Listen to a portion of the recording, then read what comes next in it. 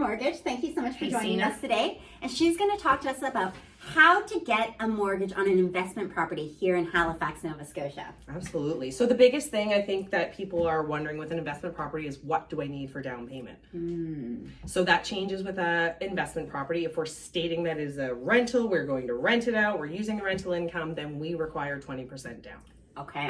As opposed to if it's you're buying it to live in, it's 5%. Yes. down. And Okay. a lot of people are confused on that also. So say that you've purchased a home, you've lived there for 5 years, and now you've outgrown the home and you want to move. Yeah. If you're moving locations and moving to another home, you are allowed to do 5% on the new home as well, as long as you intend to live there. So some people think that after you use up that 5% option that it's gone. It's but gone, That's yeah. not the case. So Phil and I could sell or rent out our current house and move into Absolutely. another house. Because that becomes the problem. Nobody has 20% to get to the next one unless we're selling, right? So this gives you the ability to maintain that rental, get a few more properties, and still move into a new home yourself without saving up 20%. We were actually thinking of downsizing because we don't have any kids. It's just the two of us in a big house. So maybe Phil and I should buy a smaller house, rent out our bigger house. Absolutely.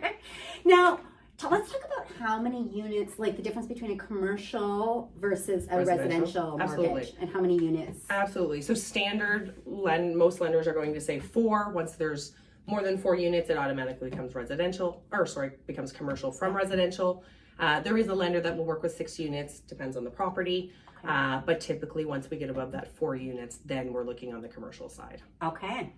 So 4 units or more, but there is a lender. And so if you type in investment property below, we'll send you Shauna Snare's information, and she'll give you a little bit more information on how many, who else might allow 6 units.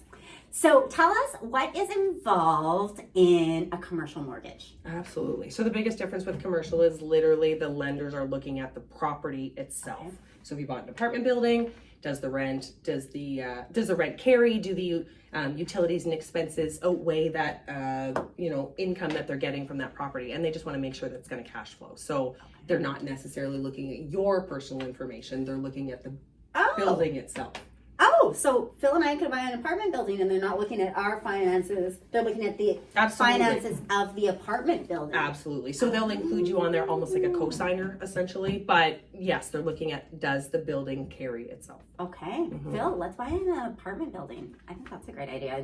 Let's stay in our house and buy an apartment building. Great idea. Okay. If you've enjoyed this video and you would like to know more about moving to Halifax or investing in Halifax, please subscribe to our channel. And thank you so much for being here with us, Shauna.